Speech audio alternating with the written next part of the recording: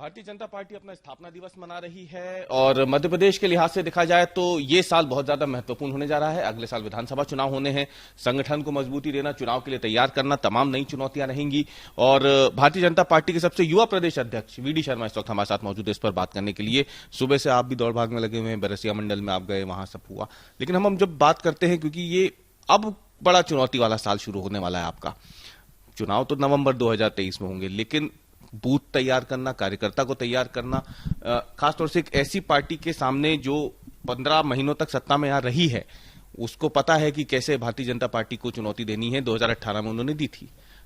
अब अगले एक साल आपके अगर हम देखें बतौर प्रदेश अध्यक्ष किस तरीके से रहने जा रहे हैं, चुनौतीपूर्ण तरीके पर हम बात करें अगर, और स्थापना को देखते हुए।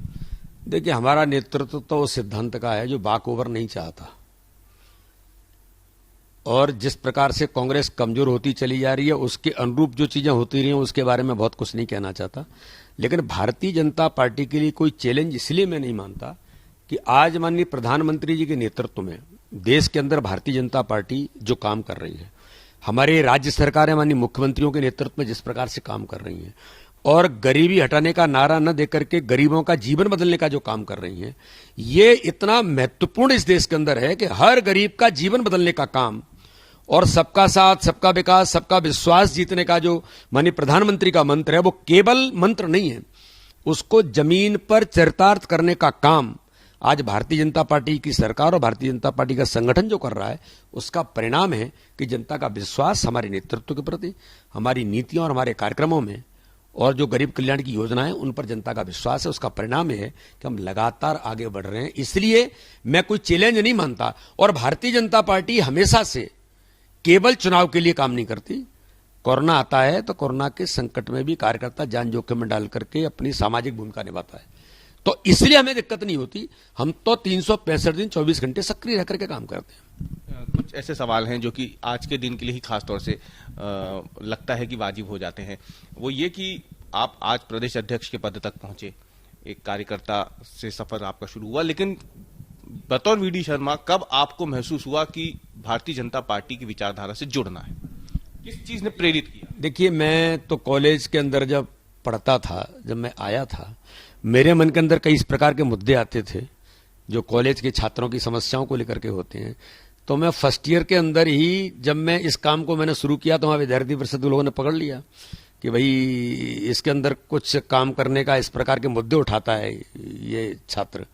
तो मैं वहां से जब आया, और देशभक्ति का जो भाव है ये मन के अंदर हमेशा इस प्रकार की चीजें रहीं, उसके कारण मुझे लगा कि मैं इस विचार के साथ, जो राष्ट्रीय स्वयंसेवक संघ प्रेरित चाहे विद्यार्थी परिषद हो या और संगठन हो, तो उसमें काम करते करते जब मैं भारतीय जनता पार्टी के अंदर आया तब मुझे ये जरूर एहसास हुआ कि भारतीय जनता पार्टी में एक प्रधानमंत्री नरेंद्र मोदी जी जैसा नेतृत्व, जो 24 घंटे 365 दिन देश के लिए सोचते हैं, देश के लिए काम करते हैं, जिनके लिए देश पहले है, तो इससे अच्छा अवसर और क्या हो सकता है। और मुझे ये गर्व है, मैं अपने आप को धन्य मानता हूं कि माननीय प्रधानमंत्री जी का नेतृत्व जब आया तभी मुझे भी भारतीय जनता पार्टी में प्रवेश मिला।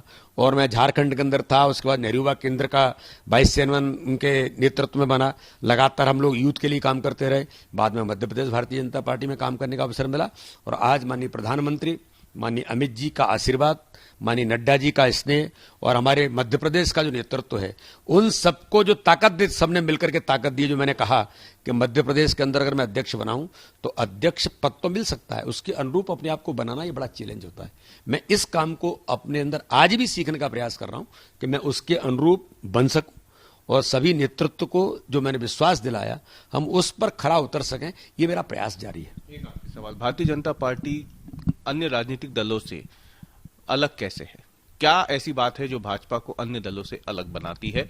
आज प्रधानमंत्री जी ने कहा परिवारवाद, आपको क्या लगता है? देखिए, यही तो भारतीय जनता पार्टी की विशेषता है। एक तो यह कि भारतीय जनता पार्टी के लिए देश पहले है।